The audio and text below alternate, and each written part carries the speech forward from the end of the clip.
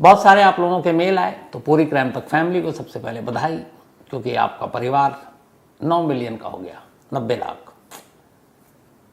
कहाँ से शुरू हुआ था और कहाँ पहुँच रहा है। ये वैसे आप लोगों की मोहब्बत है, प्यार है, और बस आप लोगों का प्यार इसी तरीके से बना रहे, यही दुआ है। और आप लोग हमेशा अच्छे रहें, खुश रहें, बड़ों की इज्जत करें, छोटों से प्यार करें, और सब कुछ अच्छा हो दुनिया में, बस यही दुआ है। अब आते हैं आज की कहानी के ऊपर। बचपन से हम लोग सुनते आए कि माँ और माँ की ममता अनमोल है, बल्कि हमारे यहाँ तो कहते हैं कि माँ के पैरों के नीचे जन्नत होती है, और ये बात सच है। क्योंकि एक माँ अपने बच्चों के लिए जो कुछ करती है, जिस तरीके की कुर्बानी देती है, खुद भूखे रहकर अपने वाला अपने बच्चों को देती है। बच्चा ज़रा सा बीमार पड़ जाए, पूरी पूरी रात सोती नहीं है, वो सब हम लोग आंखों से देखते हैं। आज की कहानी एक ऐसी ही माँ की है, एक ऐसी माँ की जिसे जब जो कहना चाहती थी पूरी दुनिया मानने को तैयार नहीं थी, लेकिन वो माँ थी और माँ की ममता, उसे यकीन था कि दुनिया एक तरफ, लेकिन उसकी ममता झूठी नहीं हो सकती, और आखिर में वो माँ जीतती है।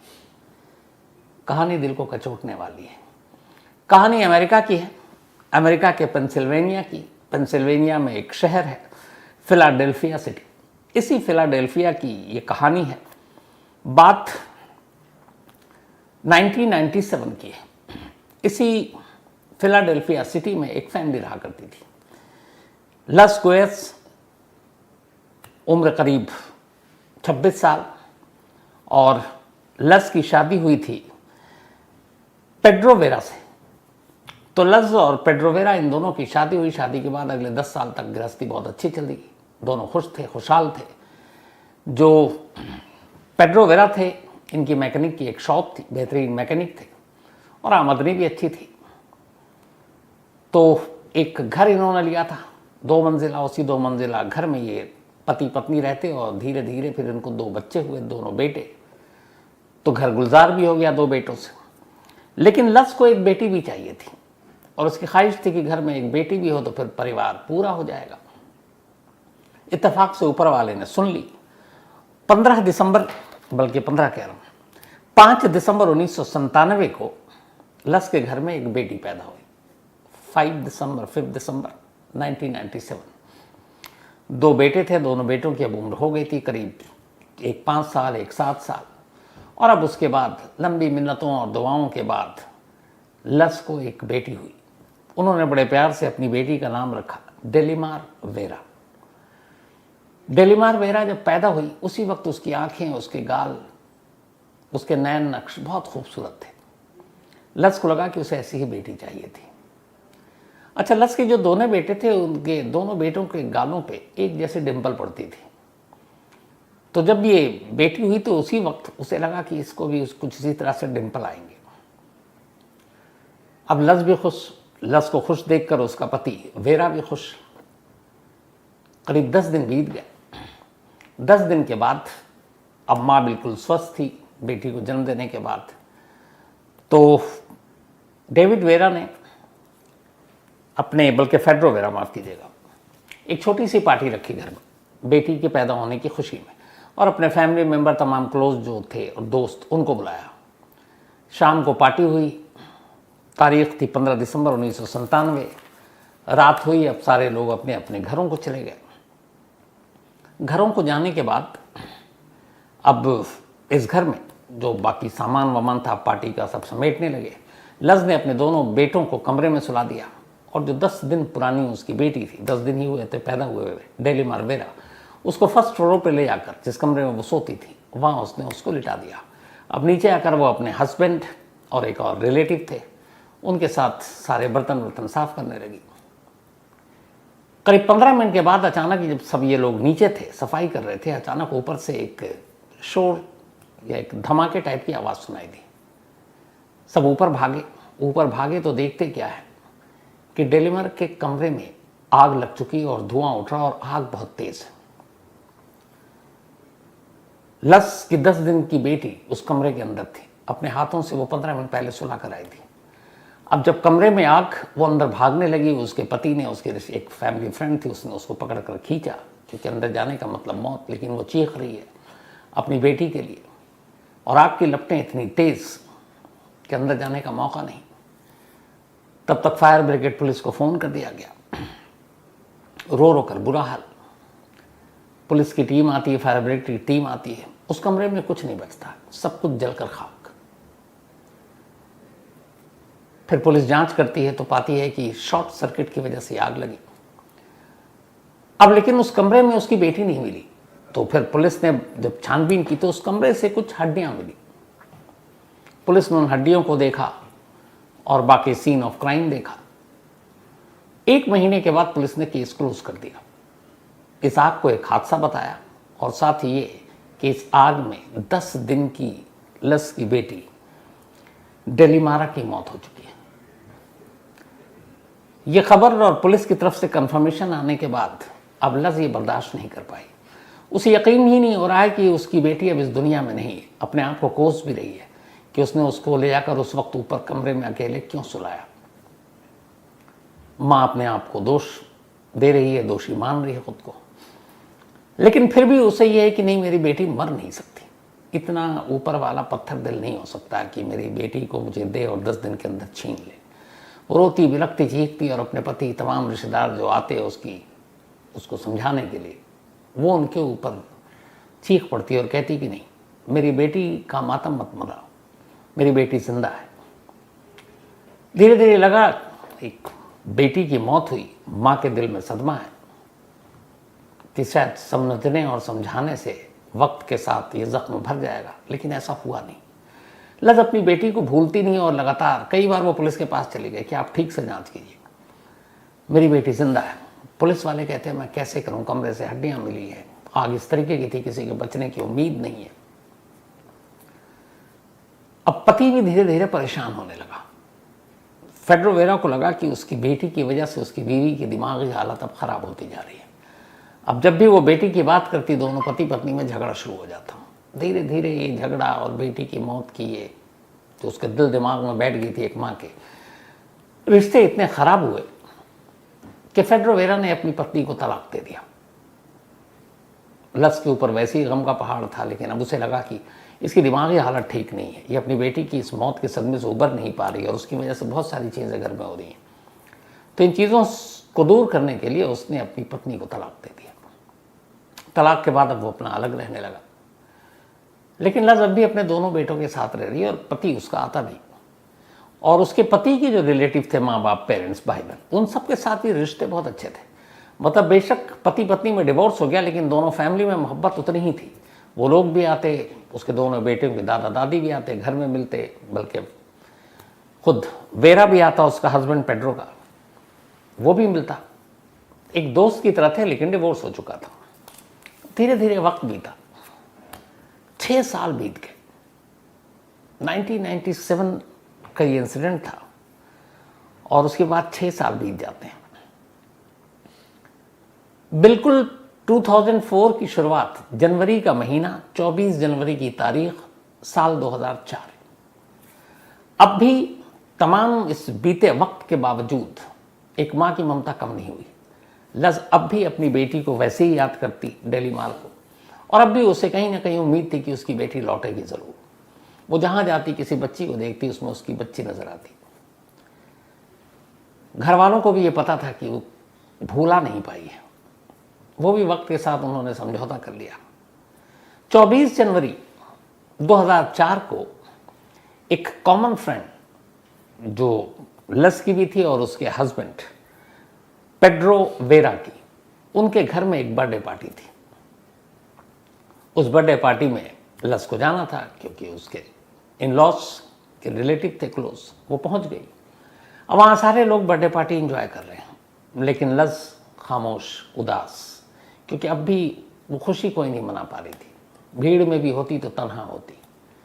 तो उसी तरीके से उदास गुमसुम बैठी थी, पार्टी चल रही थी। तभी अचानक उसकी नज़र एक बच्ची पर पड़ती है। वो बच्ची बैठी हुई थी बर्थडे पार्टी में, किसी की डॉटर होगी। लज ने उसकी तरफ देखा, फिर 1-2 बार इधर उधर ध्यान गया, फिर उस बच्ची की तरफ ध्यान गया। उसने उसको देखा, अब वो उस बच्ची को गरीब बहुत ही मतलब गौर से देख रही है और धीरे से उसके करीब गई। जैसे ही करीब गई तो उसे देखकर बच्ची मुस्कुरा उठी। जब वो मुस्कुराई तो लस को लगा कि इस बच्ची के साथ उसका कोई नाता है। फिर उसने गौर से देखा उस बच्ची को। अचानक उसके दोनों गालों पर लस की नज़र पड़ी और उसने देखा कि उसके दोनों गालों पर हंसते हुए ठीक वैसे डिंपल पड़ रहे हैं जैसे उसके दोनों बेटों के गाले पर डिंपल है, गाल पर हूबहू। उसे लगा ये क्या। अब अचानक उसने अपनी 10 दिन की बेटी को याद किया और तब उसने कहा भी था कि हमारे दोनों बेटों की तरह हमारी बेटी के भी गाल पर डिंपल है और हम इसको आगे चलकर मूवी स्टार बनाएंगे, इससे मॉडलिंग कराएंगे। ये बातें होती थी। अब जब उसने देखा सेम गालों के डिंपल का स्टाइल वही जो दोनों बेटों का है, बेटी मुस्कुरा रही है, उसको छूने से उसको कुछ एहसास हो रहा है। उसने पूछा कि ये किसकी बेटी है। अब जो मेहमान बैठे थे उनमें से अचानक ने एक महिला की तरफ इशारा किया, कहा ये कैरोलिन की बेटी है। अब उसने जैसे ही ये नाम सुना और कैरोलिन की तरफ देखा, अचानक लस के पैरों तले जमीन खिसक गई। उसने कहा कि ये कैरोलिन की बेटी कैसे हो सकती है। और फिर 6 साल पुरानी उसको कुछ चीजें याद आने लगी। उसे याद आया कि जिस दिन ये हादसा हुआ था उस दिन कैरोलिन भी घर पर थी और कैरोलिन अपना बैग या पर्स उसकी बेटी के कमरे में छोड़ गई थी। और जब पार्टी खत्म हुई तो लोग जाने लगे तो फिर वो उस कमरे में गई थी जिस कमरे में पर्स वो रखकर भूल गई थी और तब वो अपनी बेटी को उस कमरे में सुलाकर नीचे आ चुकी थी। तो इसके बाद आखिरी जो शख्स उस कमरे में गई थी वो कैरोलिन थी, एक फैमिली फ्रेंड। अब उसे लगा कि कैरोलिन की अगर बेटी हुई तो हम सबको पता क्यों नहीं चला। उसने 2-3 लोगों से पूछा, सबने कहा कि हमें कुछ पता नहीं। अब उसे डाउट हुआ, बेटी का चेहरा देखकर लग रहा कि ये मेरी बेटी है, पर करे क्या। अच्छा, इस दौरान में उसने बहुत सारी ये सब फिल्में, साइंस फिक्शन ये सब देख चुकी थी। वहां पे जो बच्चे थे कुछ बबलगम च्युइंगम खा रहे थे। उसने एक च्युइंगम चुपचाप उठाया और उस बच्ची के बाल में लगा दिया और फिर अचानक उसने कहा, जो बैठे हुए थे, कह रहे बबलगम लग गया, च्युइंगम लग गया इसके बाल में, तो हटा देती हूँ। और उस च्युइंगम के जरिए उसने 5 बाल उस बच्ची के खींच लिए। उसे एक नैपकिन में रखा, उस नैपकिन को एक पॉलीथीन में रखा और फिर अपने बैग में रखा और थोड़ी देर बाद वहां से निकल गई। निकलने के बाद अगले दिन सुबह सबसे पहले वो पुलिस स्टेशन पहुंचती है और कहती है कि देखिए मेरी बेटी जिंदा है और एक बच्ची को मैंने देखा और मुझे यकीन है वो मेरी बेटी है। मैं उसके कुछ बाल चुपचाप लेकर आई हूँ और मुझे पता है कि अगर डीएनए होगा तो ये साबित हो जाएगा। वो पुलिस वाले लस को जानते थे क्योंकि उसकी मौत के बाद उसने बहुत थाने के चक्कर काटे थे और उन्हें लगा था कि ये कुछ नहीं है, एक माँ की मोहब्बत है जो बार बार चली आती है, वरना वो जिंदा नहीं है।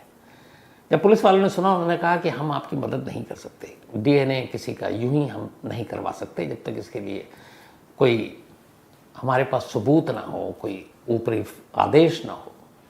वो कहती रही कि इससे मेरी बेटी का जो की पहेली है वो सुलझ जाएगी, लेकिन पुलिस वालों ने मना कर दिया। पुलिस वालों ने कहा हम इतना कर सकते हैं आपके शक को दूर करने के लिए कि हम इसका बर्थ सर्टिफिकेट मंगा सकते हैं इस बच्ची का। प्लस ने कहा ठीक है, मंगा लीजिए। पुलिस की एक टीम पहुंची, उसने कहा इस बच्ची का बर्थ सर्टिफिकेट चाहिए। कैरोलिन ने खुशी खुशी वो बर्थ सर्टिफिकेट दे दिया। उस बर्थ सर्टिफिकेट के मुताबिक उस बच्ची का जन्म 1998 में हुआ था, 6 जैन 1998, और 6 जनवरी 1998 के हिसाब से इधर जो लस ने अपनी बेटी को पैदा किया था तब वो तारीख थी 5 दिसंबर 1997। तो इसका मतलब है कि लस की मौत के लगभग महीने 1.5 महीने बाद इस बच्ची का जन्म हुआ था तारीख। अब जब बर्थ सर्टिफिकेट देखती है लस तो उसे लगता है कि अब तो पक्का गड़बड़ है, क्योंकि डेट ऑफ बर्थ वही मिल रहा है, लगभग थोड़े बहुत आगे पीछे। वो पुलिस वालों से कहती है कि देखिए एक बार डीएनए करा लीजिए। पुलिस की टीम मानती नहीं है। अब वो इधर उधर भटकती है, लेकिन उसके पास कोर्ट में केस करने और इसके लिए पैसे नहीं थे। अपने एक्स हस्बैंड से मदद मांगती है। पूरा परिवार को यही है कि इसके दिमाग में इसकी बेटी है और कुछ नहीं है, वहम है। सब मना कर देते हैं कि देखो पैसे देने में कोई एतराज़ नहीं है, लेकिन तुम खामखा शक कर रही हो, किसी और की बेटी को अपनी बेटी बता रही हो, तुम्हारी बेटी इस दुनिया में नहीं है, इस हकीकत को एक्सेप्ट कर लो। लफ्ज़ मानने को तैयार नहीं, गुस्से में निकलती है, सोचती है कहाँ से पैसे लाऊं। इसी दौरान उसे एक उसका दोस्त बताता है कि जो हमारे यहाँ लीडर है, इस शहर के एक नुमाइंदे हैं, वो बड़े अच्छे इंसान हैं, तो अगर वो कह दें पुलिस को या फिर डिस्ट्रिक्ट अटॉर्नी जनरल को, तो शायद तुम्हारा बेटी का केस रीओपन हो सकता है। अब उसने उस पॉलिटिशियन से मिलने की कोशिश शुरू कर दी। वो बिजी आदमी, कभी आता कभी नहीं, कई दिन इंतज़ार करती रही और आखिरकार उस पॉलिटिशियन के जो पीए है उसने बताया कि एक लेडी है लज नाम की और आपसे मिलने के लिए सिर्फ 10 मिनट मांग रही है और कई दिनों से चक्कर काट रही है। उस पॉलिटिशियन को रहम आ गया, उसने कहा कि भेजो उसे। वो पहुंची और उसने जाकर अपनी पूरी कहानी सुनाई। उसने कहा लोग समझते हैं मेरी बेटी मर गई है, लेकिन मेरी बेटी मरी नहीं है। वो क्राइम इन्वेस्टिगेशन के हिसाब से भी बताती है कि ना मेरी बेटी के राख का डीएनए हुआ, ना बाकी चीज़ें, सिर्फ चंद बोन्स मिले थे और उसी से ये हुआ कि हमारी बेटी है। लेकिन मैं जानती हूँ कि मेरी बेटी जिंदा है और एक ऐसी लड़की मुझे मिली है जिसका मैंने सैंपल मिलाया। अगर डीएनए हो जाएगा तो कम से कम मुझे यकीन हो जाएगा, फिर मैं कभी इन चीज़ों के पीछे नहीं भागूंगी। मुझे यकीन हो जाएगा कि मेरी बेटी इस दुनिया में नहीं, लेकिन मैं जानती हूँ कि मेरी बेटी जिंदा है। 1.5 घंटे तक 10 मिनट का वक्त लिया था उस नेता ने लस की बात सुनी और 1.5 घंटे बाद उसे यकीन हो गया कि एक माँ के दिल की आवाज़ है, ये झूठ नहीं बोल रही है, ढोंग नहीं कर रही है, इसकी बातों में सच्चाई है। फिर उन्होंने ये भी सोचा कि हो सकता है ये गलत भी हो, तो इसको इस तरीके से गलत नहीं साबित करें कि इसके मुंह पे मना कर दें कि तुम्हारी दिमागी हालत ठीक नहीं है या तुम सोच रही हो पुलिस सब सही कर रही है। उन्होंने कहा नहीं, अगर गलत भी है तो फिर इसे मेडिकली इसके सामने एक रिपोर्ट रख दी जाए ताकि फिर उसे एहसास हो जाए और वो सब्र कर ले कि उसकी बेटी नहीं है, वो मर चुकी है। ये सोचकर उस पॉलिटिशियन ने उससे वादा किया, ठीक है मैं तुम्हारी मदद करूंगा। इसके बाद उस पॉलिटिशियन ने वहाँ के डिस्ट्रिक्ट अटॉर्नी जनरल जो है फिलाडेल्फिया सिटी के, उन तक पहुंचे लस को लेकर और जाकर उन्हें पूरी कहानी सुनाई। डिस्ट्रिक्ट अटॉर्नी जनरल ने भी एक माँ की बात ध्यान से सुनी। उन्होंने कहा ठीक है, आप ये सबूत दीजिए। वो अब भी वो 5 बाल अपने पास रखे हुए थे उस बच्ची के। उसने सैंपल अटॉर्नी जनरल के दफ्तर को दी। उस सैंपल को डिस्ट्रिक्ट अटॉर्नी जनरल के हुक्म पर फॉरेंसिक लैब भेजा गया। डीएनए की रिपोर्ट आई। जब डीएनए की रिपोर्ट आई, हर कोई चौंक उठा। वो बच्ची लस की ही बेटी थी जो 6 साल पहले मर चुकी थी उस घर में आग लगने की वजह से। अब जैसे ही डीएनए रिपोर्ट आई, फौरन अटॉर्नी जनरल के आदेश पर एक पुलिस की टीम कैरोलिन के घर पहुंचती है। लेकिन कैरोलिन को इस डीएनए जांच की बात पता चल चुकी थी। वो घर से गायब। पुलिस इधर उधर ढूंढती है, वो काफ़ी इधर उधर भटकती छुपती रहती है। इस दौरान में जब ये डीएनए की रिपोर्ट आनी थी और जब ये डीएनए हुआ तो कैरोलिन के भी सैंपल लिए गए और लस के भी। तो उस वक्त कैरोलिन को अंदाज़ा हो गया था कि ये मामला अब जांच में चला गया। तो उसी के साथ पुलिस ने एक और काम किया अटॉर्नी जनरल के ऑर्डर पर कि जब तक डीएनए की रिपोर्ट नहीं आ जाए, ये बच्ची जो 6 साल जिसकी उम्र है, ये एक सरकारी एक ऑर्गेनाइजेशन एनजीओ है, वहाँ पे रहेगी कस्टडी में। और जब फैसला हो जाएगा तब बच्ची को किसको सौंपना है उसको सौंप दिया जाएगा। तो बच्ची ना कैरोलिन के पास है ना लस के पास है, वो एक अलग जगह सरकारी एक विभाग के अंदर उसका पालन पोषण हो रहा है। लेकिन जिस दिन रिपोर्ट आई कैरोलिन गायब, डीएनए से साबित हो गया कि ये लस की बेटी है। उसकी बेटी को मां को सौंप दिया गया, लस को। जब ये बात पता चली, पूरा परिवार, लस के ससुराल, उसका हस्बैंड, उसके तमाम लोग जो अब तक उसकी दिमागी हालत को लेकर बात करते थे, वो सब बेइंतहा खुश। और लस अपनी बेटी को पाकर बेइंतहा खुश उसको लेकर घर आती है। इधर पुलिस तलाश कर रही है कैरोलिन को। कैरोलिन पकड़ी जाती है। पकड़ने के बाद पुलिस उससे कहानी पूछती है, फिर वो अपनी कहानी बताती है। कैरोलिन 2 बच्चों को जन्म देती है और इत्तेफाक से दोनों बच्चों की मौत हो जाती है। डॉक्टर ने उसे बताया कि उसे कुछ माँ बनने के जो भी चीज़ें होती उसमें कुछ प्रॉब्लम है, तो शायद वो माँ ना बन पाए। कैरोलिन को एक बच्चा चाहिए था जब 15 दिसंबर 1997 को लस ने अपनी बेटी के जन्मदिन पर, उसके पैदा होने पर एक पार्टी रखी डेलीमार वेरा, तो फिर कैरोलिन भी पहुंची थी। वहाँ गई, उसने पहली बार डेलीमार वेरा को देखा, उसकी आंखें, उसके नैन नक्श उसको बहुत पसंद आए। फिर अचानक उसे ख्याल आया कि वो कभी माँ नहीं बनेगी। उसी वक्त उसने एक प्लान किया, वो पार्टी में रही। इसके बाद उसने चुपचाप अपना पर्स ले जाकर डेलीमार के कमरे में रख दिया। फिर नीचे आई, सब लोग अपने मस्त थे। फिर ये नज़रें बचाकर चुपचाप ऊपर जाती है, सोई हुई डेलीमार को उठाती है। उठाने के बाद अपनी बाहर पार्क में उसने कर रखी थी कार, उसमें ले जाकर रख देती है। फिर घर के अंदर आती है उसके बाद सबसे मिलती है और फाइनली बाय करती है और चली जाती है। डेलीमार को उसने पहले ही कार में रख दिया था और जाने से पहले वो उस कमरे में आग लगा लेती है। आग इस तरीके से लगाया था कि ये धीरे धीरे कमरे में आग फैलेगी, तो उसने लगाया। उसके बाद 5 मिनट के बाद फिर चिंगारी शोला बनेगा, उस हिसाब से उसने आग की प्लानिंग की। और जब वो निकली उसके बाद आग लगी और आग की तरफ सबका ध्यान गया। उसके बाद वो उसकी बेटी को लेकर अपने घर जाती है, फिर वहाँ से निकल लेती है। और इन 6 सालों में वो किसी भी अपने क्लोज रिश्तेदार और बाकी को अपने घर नहीं आने देती। घर आते भी तो उस कमरे में नहीं जाने देती जहाँ डेलीमार की वो परवरिश कर रही थी। कैरोलिन भी उसे एक बेटी की तरह पालना चाहती थी और वो जब बड़ी होने लगी जैसे जैसे, तो उसका ड्रीम था कि जब ये बड़ी होगी तो इसको एक्टिंग सिखाएंगे, इसको मूवी में काम दिलाएंगे, इसको सीरियल में काम दिलाएंगे, इससे मॉडलिंग कराएंगे। ये उसका सपना था और बस इसीलिए उसने ये पूरी साजिश रची। लेकिन कमाल और सैल्यूट उस लस को, डेलीमार की माँ को, जिसने पहले दिन से लेकर आखिरी दिन तक यकीन नहीं किया कि उसकी बेटी मर चुकी है। और उसका यकीन सच्चा था, यहाँ तक कि इसी वजह से उसके पति ने उसको डिवोर्स दे दिया, लेकिन फिर भी सच्चा था। हालांकि पति कभी लौट कर फिर नहीं आया। लज ने अपनी पूरी जिंदगी गुजारी। आज 20 साल हो गए, करीब 26 साल की उसकी बेटी डेलीमार हो चुकी है और उसने कई सारे ऐड में काम किए, कुछ मूवी के ऑफर मिले, कुछ नॉवेल उसके ऊपर हुए और एक मूवी बनी भी। आज खुश है, खुशहाल है और लस और उसकी बेटी दोनों साथ हैं। तो इसीलिए मैंने कहा था कि एक माँ की ममता, एक माँ का यकीन अमूमन गलत नहीं है। और ये वो माँ ही थी पूरी दुनिया में इकलौती, जिसे कभी यकीन नहीं था एक पल के लिए भी कि उसकी बेटी की मौत हो चुकी है। और सच में उसका यकीन सही था, उसकी बेटी जिंदा थी। तो ये थी आज की कहानी। कहानी खत्म करूं उससे पहले वही अपना सिलसिला। आज आरुषि यादव, इनका बर्थडे है, तो हैप्पी बर्थडे आरुषि। और ये भेजा है रजनी और अमन यादव जी ने, इन दोनों की बेटियां हैं आरुषि।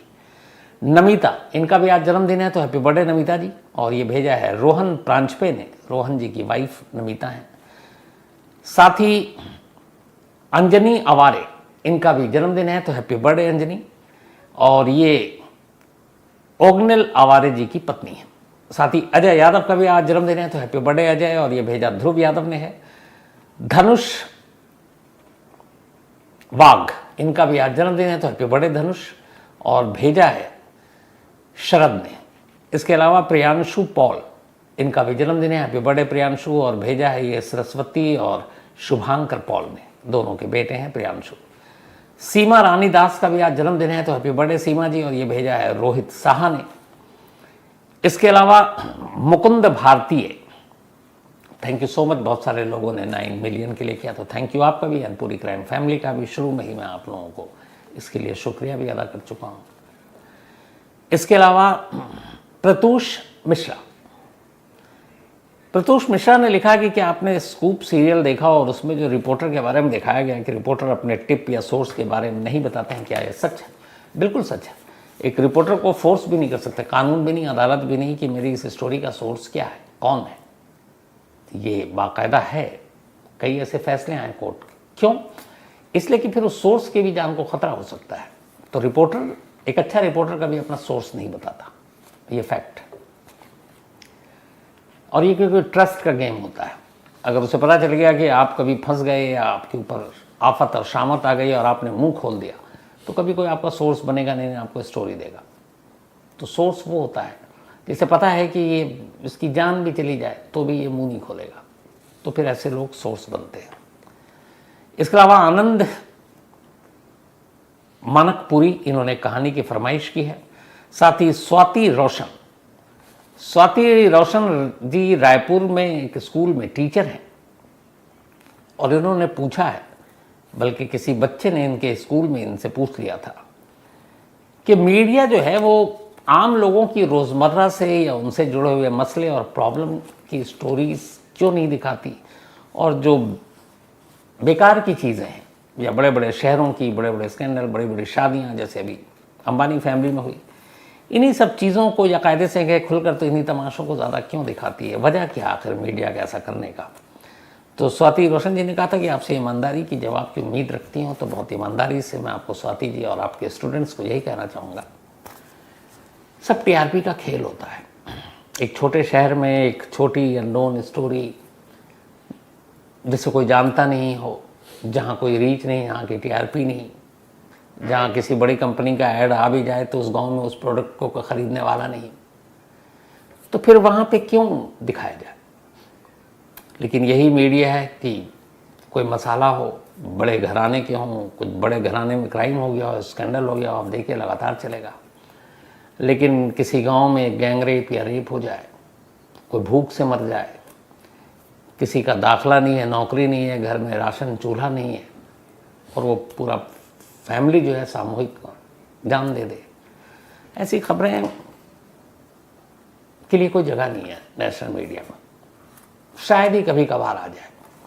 तो हकीकत यही है, सब टीआरपी का खेल है, और ज़्यादा सच से कहूँ तो सब बिजनेस का भी खेल है, यही सच है।